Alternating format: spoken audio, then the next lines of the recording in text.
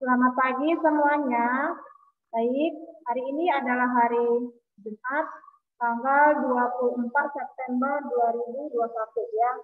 Nah, yang diperlukan adalah buku IPA. Buku IPA Biologi, halaman 37, topiknya perkembangan gizi. Oke. Elincia Renata, silakan di-on-kan dulu kameranya, sayang. Yuk. Moses juga kameranya di-on-kan dulu. Lanjut ya.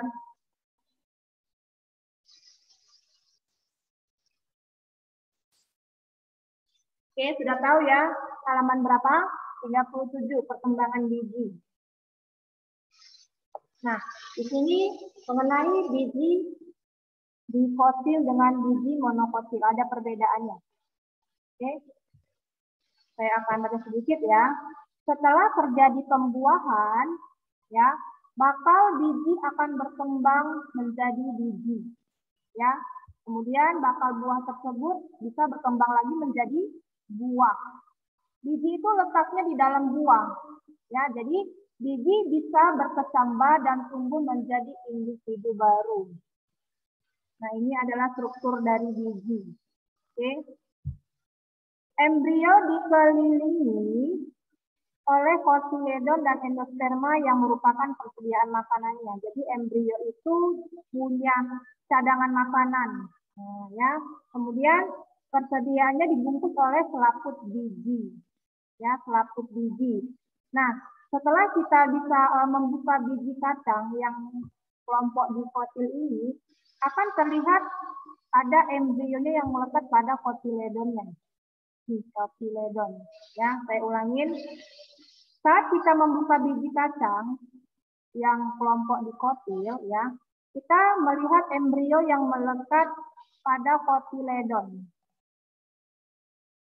Ya, kemudian terdapat yang istilah namanya hipokotil. Hipokotil, kemudian radikula, kemudian epikotil, kemudian plumula.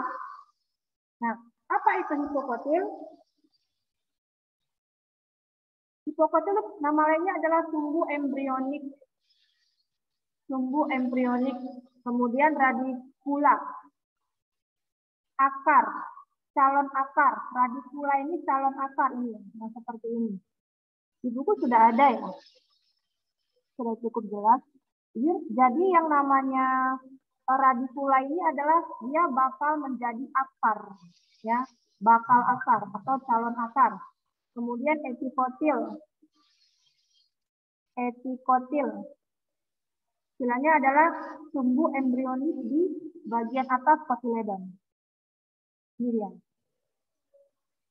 Nah, apa itu plumula? Plumula. Bakal daun. Plumula itu adalah calon daun atau bakal daun. Nah, ya. Nah, jadi di halaman 37 sudah dijelaskan juga mengenai istilah kotiledon, hipokotil, epikotil, radikula atau kulit biji. Ya. Kemudian, nah, coba lihat dulu buku kamu di halaman 37. Ya, kotiledon biji jarak sangat tipis dan menyimpan persediaan makanannya di endosperma. Oke. Kotiledon ini akan menyerap zat-zat makanan dari endosperma dan memindahkannya ke embrio ketika biji itu jaraknya mulai berkecambah. Ya. Nah, ada istilahnya kutelium. Ini di bagian biji monokotil, kutelium. Kemudian ada istilah koleoriza, dan koleoptil. Koleoptil. Apa itu skutelum? Mbak, saya panggil dulu siswanya ya. Kalisa.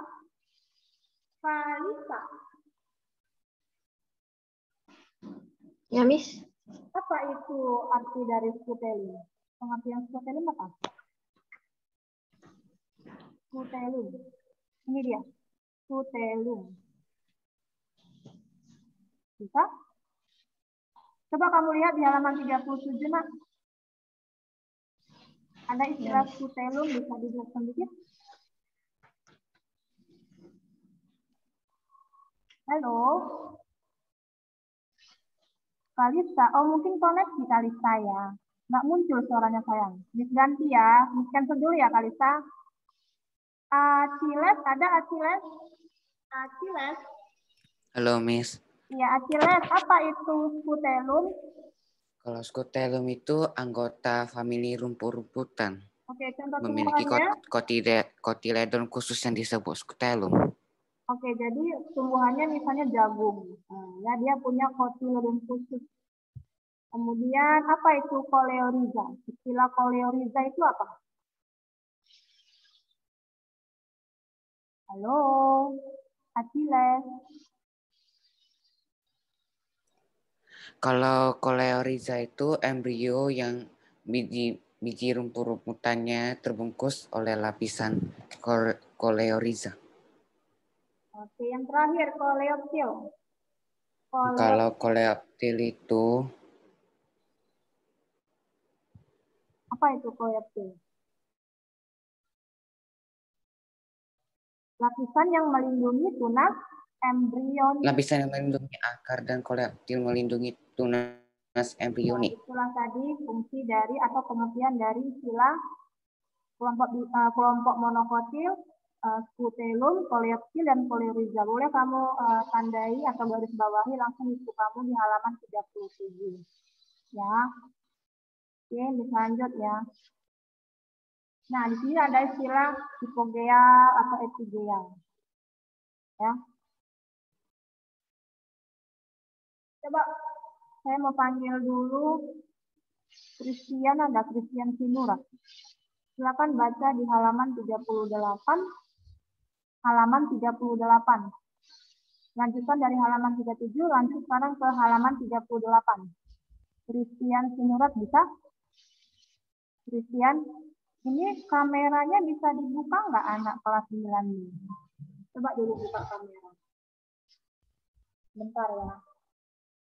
Kadang-kadang kameranya tuh ditutup, jadi saya nggak bisa lihat wajahnya. Oke, udah kelihatan ya. Oke, sudah 28 siswa. Coba saya panggil tadi. Bentar ya. Ada Christian.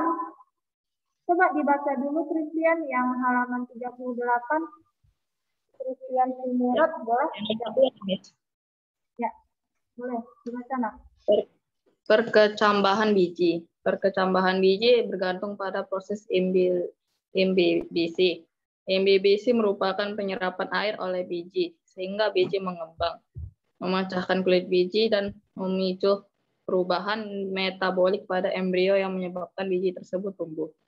Zat-zat makanan dipindahkan dari endosperma atau kotiledon ke bagian embrio yang sedang tumbuh. Organ pertama yang muncul dari biji yang bertambah adalah radikula atau bakal akar. Pada tanaman buncis, hipokotil akan tumbuh dan mendorong epikotil dan kotiledon ke atas permukaan tanah. Selanjutnya, pluma yang terletak di ujung epikotil akan berkembang menjadi daun pertama. Daun ini terus tumbuh dan berkembang menjadi hijau dan mulai berfotosintesis. Kotiledon akan melayu dan rontok dari biji karena cadangan makanan itu telah dihabiskan oleh embrio yang berkecambah. Perkecambahan biji yang disebabkan oleh pertumbuhan hipokotil yang mendorong kotiledon dan epikotil ke atas permukaan tanah disebut perkecambahan epigeal. Oke, thank you. Pak Christian sudah mau baca. Oke. Coba dulu saya panggil Joanna. Joanne Harian. Benar ya, Joanna ya. Joanna. Halo, selamat pagi Joanna. Pagi, Miss. Oke. Coba bisa tanya dulu mengenai imbibisi. Apa itu imbibisi?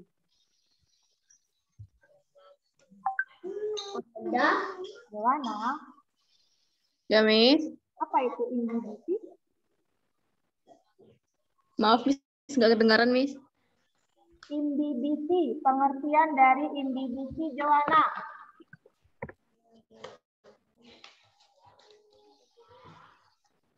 Penyerapan air oleh biji sehingga biji mengembang, memecahkan kulit biji, dan memicu perubahan metabolik pada embrio yang menyebabkan biji tersebut tumbuh. Oke.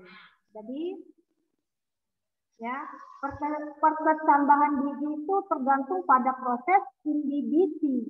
Ya, apa itu imbibisi? Penyerapan air dan biji sehingga biji mengembang.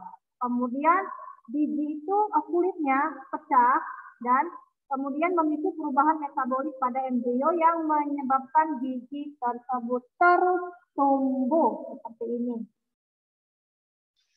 Oke.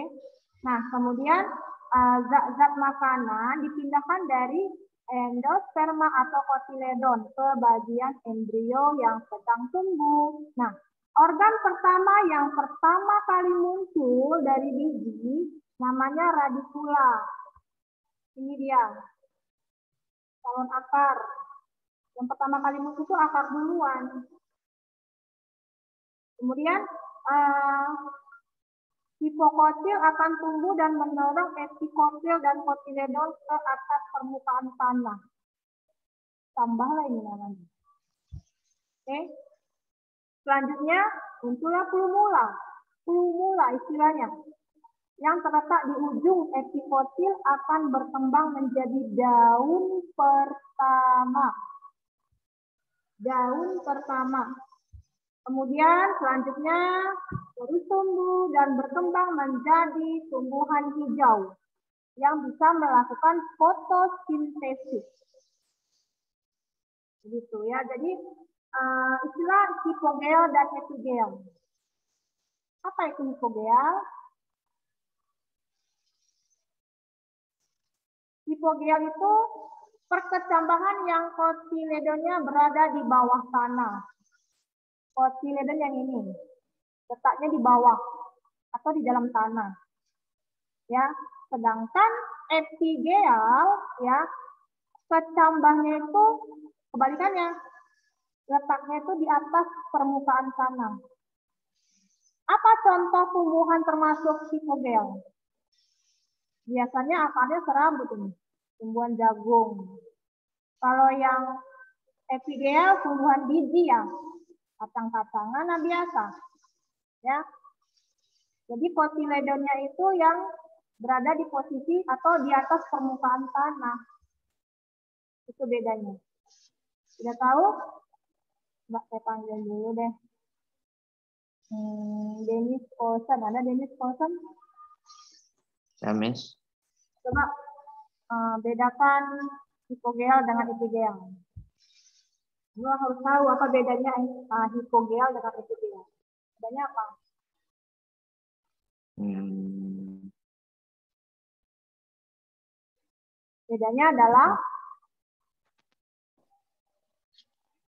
Bedanya adalah hipogel perkembangan yang kotiledonnya berada di bawah tanah. Contohnya? Kalau epigel di atas tanah. Contohnya apa? Contohnya yang jagung. Hipogel contohnya jagung. Sedangkan sekarang yang epigel kacang-kacangan. Yang epigel kotiledonnya berada di atas tanah dan contohnya seperti kacang-kacangan. Oke, thank you ya. Nah, ini perbedaannya ya.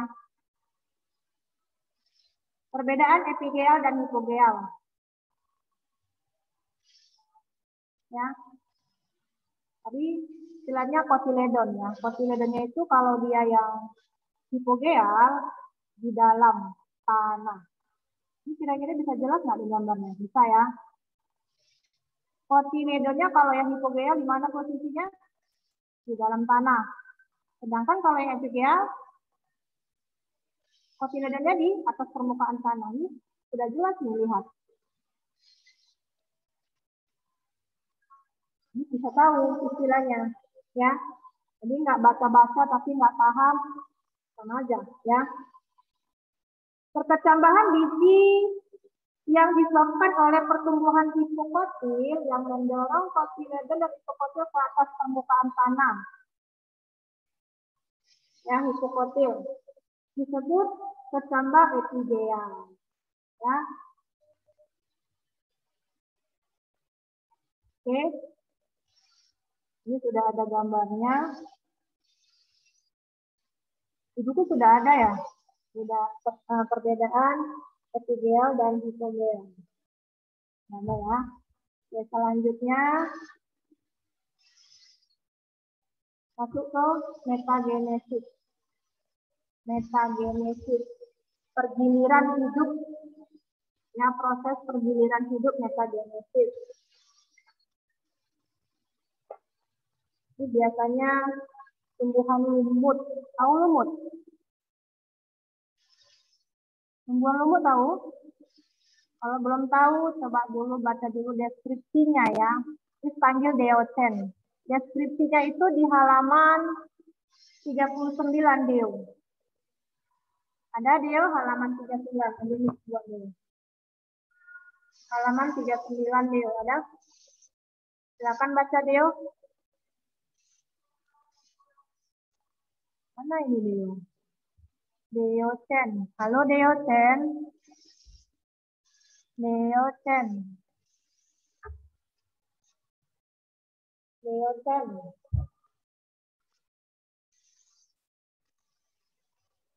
Kenapa kameranya ditutup Deoten? Oke, kalau nggak ada Deoten di cancel ya.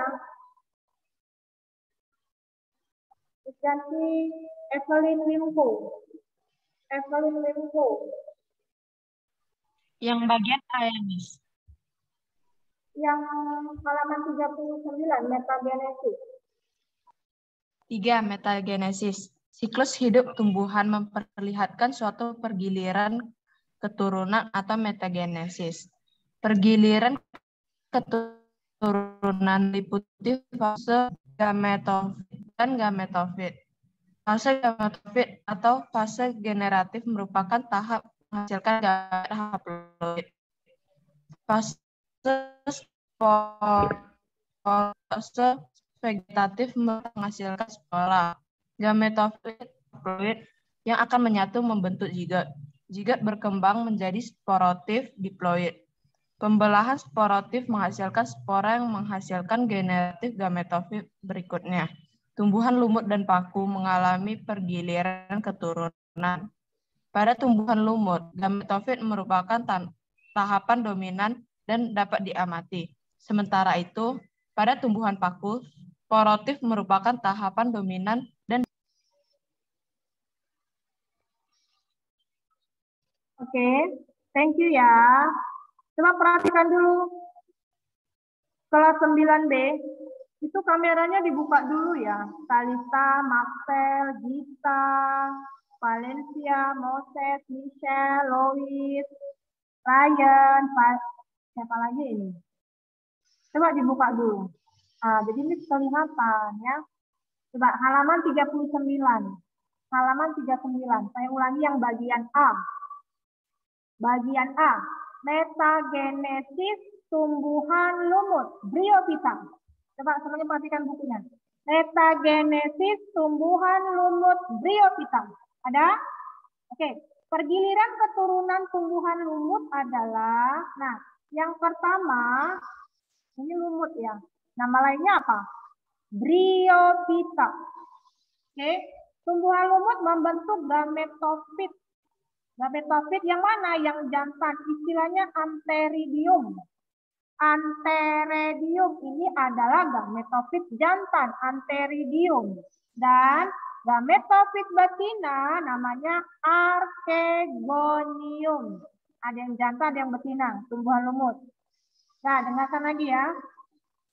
Di antheridium ini dia dapat menghasilkan spermatozoa. Ya, spermatozoa. Oke, sedangkan yang archegonium, saya ulang ya. Antheridium bisa menghasilkan spermatozoa. Arkegonium menghasilkan apa? Telur. Kenapa? Ini yang jantan, ini yang betina. Kalau yang jantan pasti dia menghasilkan spermatozoa. Kalau yang betina, sel telur atau istilahnya ovum. Ya, ini adalah siklus metagenesis atau daur hidup ya. Nah, kemudian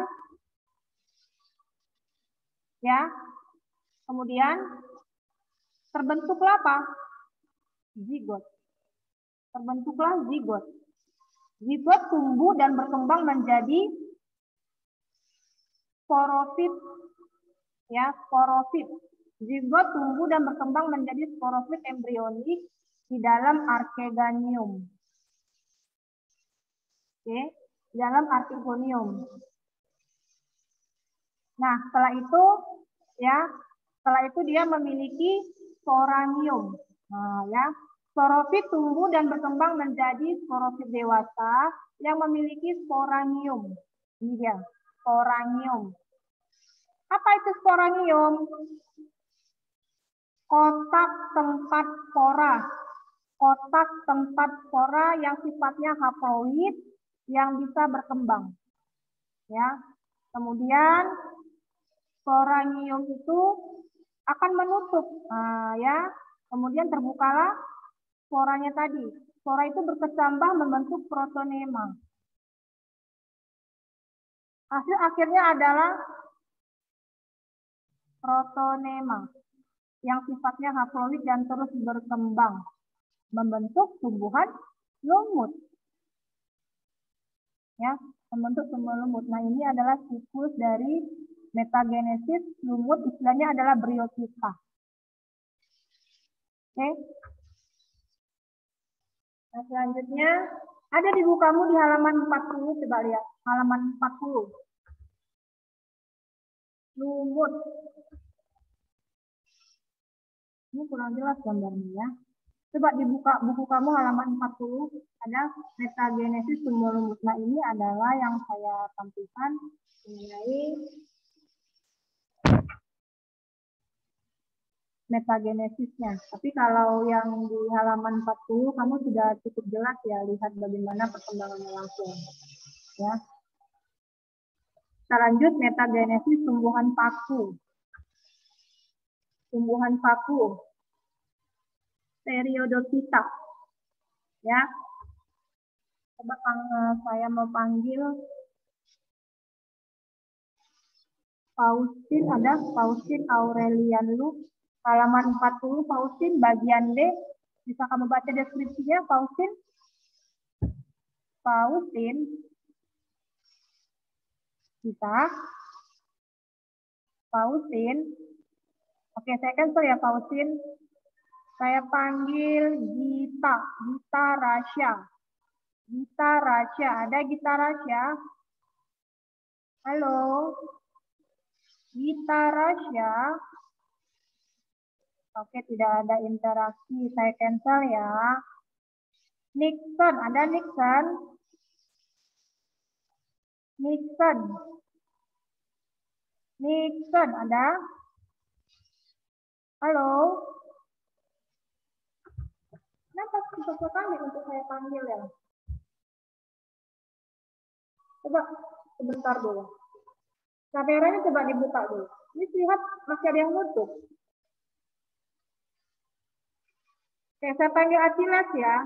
Achilles, silakan baca di halaman 40 bagian B untuk deskripsi. Metagenesis tumbuhan paku atau Pteridophyta. Giliran keturunan tumbuhan paku adalah sebagai berikut. Tumbuhan paku atau sporofit menghasilkan spora haploid. Spora akan berkembang menjadi protalium haploid. Masing-masing protalium memiliki organ menghasilkan sperma dan archegonium. Menghasilkan sel telur, ovum. Sperma berenang menuju archegonium dan membuahi sel telur. Sel telur yang telah dibuahi berkembang menjadi sporotif baru atau tumbuhan paku. Sporotif berkembang menjadi sporotif dewasa yang memiliki sorus berwarna coklat. Di dalam sorus terdapat sporangium yang menghasilkan spora. Oke, thank you, Achilles. Baik. Coba saya mau tanya ya, sama Maxel. Maxel, ada Maxel? Yang diam-diam saja nanti saya tulis tidak kooperatif. Halo Maxel? Maxel? Oke, diam saja. Coba dulu. Kenapa harus saya panggil kok agak susah ya speakernya? John Wesley ada, John Wesley. Ada John Wesley?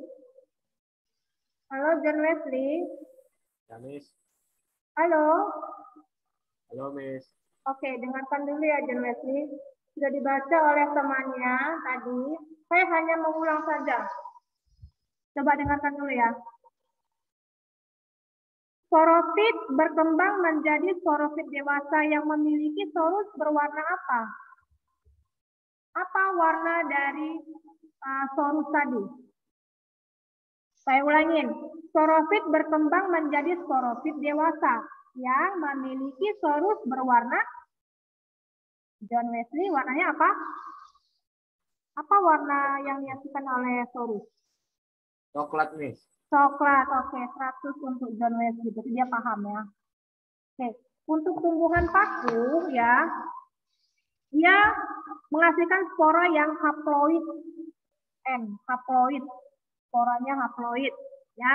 Kemudian si spora ini tumbuh kembang menjadi protalium. Protalium. Haploid juga N. Nah, kemudian masing-masing ini si protalium ini ya ada organnya sama tadi seperti si lumut tadi, ada yang jantan yang betina. Nah, si protalium ini dia memiliki organ ya. Kalau yang jantan ya anteredium, yang betina archegonium.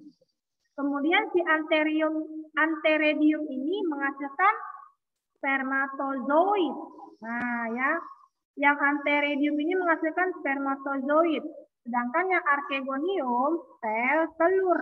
Oke, ya. Nah, kemudian hasilnya adalah apa? Hasilnya apa? Zigot. Ya, hasilnya zigot. Kemudian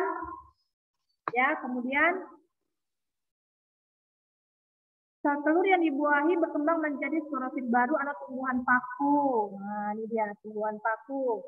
Sehingga sporofit berkembang menjadi sporofit dewasa, ya, yang menghasilkan sorus yang berwarna coklat. Ya, terdapatlah sporangium yang menghasilkan spora. Oke, di halaman 41 kamu boleh isi ya, boleh isi dari bagan metagenesis tumbuhan lumut dan tumbuhan paku. Boleh kamu isi. Oke, boleh kamu isi dulu. Nah, nanti boleh kamu lihat video pembelajaran saja kalau mau isi lebih detailnya, karena durasinya kan berjalan, ya. Nanti boleh lihat video pembelajarannya, kamu boleh isi di halaman 41. Ini pembahasannya. Lengkapilah bagan metagenesis tumbuhan lumut dan tumbuhan paku. Ada di halaman 41, uji kompetensi, boleh kamu lihat yang ini saja. Jadi kamu tulis sendiri ya. Coba kita lanjut dulu. Faktor-faktor yang mempengaruhi pertumbuhan dan perkembangan tumbuhan. Di halaman 42. Coba lihat siswa, yang halaman 42. Faktor-faktor yang mempengaruhi pertumbuhan dan perkembangan tumbuhan. Ada halaman 42. Halaman 42. Nah, faktor yang mempengaruhi pertumbuhan dan perkembangan tumbuhan, dia ada sifat internal, ada yang eksternal. Apa itu yang internal? Nah, yang sifatnya internal itu biasanya ya gen, dipengaruhi oleh gen. Ya, gen itu apa, Miss? Gen itu adalah warisan dari orang tua kita. Ya, warisan dari orang tua kita. Contohnya misalnya bentuk, ya, atau ukurannya, gitu ya. sedangkan kalau dia hormon, ya, jadi faktor internal adalah yang gen, hormon, ya. Nah, kalau yang hormon ini adalah senyawa organik yang mengatur pertumbuhan tumbuhan. Istilah hormonnya ada hormon auksin, hormon giberalin, hormon sitokinin, nah ya, kemudian gas etilen, asam traumalin, asam absisat, dan kalin. Ini yang faktor dalam atau internal. Kalau yang eksternalnya misalnya air, sinar matahari, nutrisi, kemudian suhu atau kelembapan. Ya. Nah, sekarang yang kita bahas adalah faktor yang internal. Faktor yang internal, sifat genetik dari keturunannya, ya. Nah, dengarkan dulu. Ukuran, bentuk, dan kecepatan tumbuh dikendalikan oleh gen yang terdapat dalam kromosom. Gen tersebut diwariskan dari induk tumbuhan kepada keturunannya. Ya, gen akan mengatur pola dan kecepatan pertumbuhan dan perkembangan tumbuhan sendiri. Sekarang yang hormon. Ya, tadi ada pembagian hormon. Hormon auksin. Kalau pada tumbuhan dia terdapat di embrio biji. Ya, embrio biji. Kalau pada tumbuhan, hormon auksin. Letaknya di meristem batang dan daun-daunan. Apa fungsi hormon auksin? Apa fungsinya? Untuk merangsang pemanjangan batang, ya, kemudian diferensiasi, percabangan akar, serta merangsang pembentukan bunga dan buah. Hormon auksin. Ini kalau misalnya ada orang ngasih hormon auksin ke tumbuhannya, dia cepat berbuah dan lekas banyak buahnya gitu. Gitu. Ya. Hormon auksin yang terdapat pada ujung batang dapat menghambat pertumbuhan tunas cabang. Ya. Makanya disebut dengan dominansi apikal. Oke. Jadi kalau istilahnya di tumbuhan diberi hormon auksin, dia nanti tumbuhannya itu tumbuhnya lurus saja, kemudian tinggi, lurus terus. Ada nggak kamu lihat tanaman yang tinggi kemudian lurus terus, lurus dia? Nanti ada pengaruh diberi oleh hormon auksin. Ya. Nah kemudian giberelin, hormon giberelin, ada istilah hormon giberelin. Nah, ini terdapat pada meristem akar, ya, meristem apikal akar, meristem apikal batang dan daun. Apa fungsi hormon giberelin? Dia bisa mempercepat perkecambahan biji dan tunas, mempercepat perkecambahan biji dan tunas, kemudian pemanjangan batang. Istilahnya pertumbuhannya sangat raksasa, ya. Nah, ya, nanti hasilnya adalah buahnya itu besar. Tapi nggak ada bijinya. Pengaruh dari hormon giberelin. Ya, buahnya besar tanpa berbiji. Oke. Nah, sedangkan hormon sitokinin ya, sitokinin. Pada bagian akar ya, kemudian ke organ lainnya. Ini pada bagian akar, sitokinin. Oke, apa fungsi hormon ini? Dia bisa merangsang pertumbuhan akar ya untuk pembelahan dan pertumbuhan sel. Kemudian bisa menghambat penuaan tumbuhan, menghambat penuaan. Kemudian mengatur pembentukan bunga dan buah. Selanjutnya asam absisat. Asam absisat. Ya, ini terdapat pada daun, batang, akar dan buah. Apa fungsinya? Bisa menghambat pertumbuhan ketika keadaan lingkungan tidak memungkinkan dan merangsang penutupan stomata kalau kekurangan air. Gitu. Asam absisat. Letaknya di daun, batang, buah. Ya. Apa ini gas etilennya? Nah, Gas etilen ini adalah pada buah yang sudah matang atau sudah masak, gas etilen. Ya, dia dijumpai pada buah yang sudah masak, sudah matang, atau batang yang sudah sudah lama mungkin ya, sudah beruas-uas atau gitu ya. Batang, daun, dan bunga yang sudah tua, yang sudah lama. Umur tumbuhannya sudah lama, sudah tua tumbuhannya tadi. Apa fungsi gas etilen? Pematangan buah serta pengguguran daun dan bunga. Kamu lihat nggak ada daun-daun yang gugur? Nah, itu pengaruh dari gas etilen.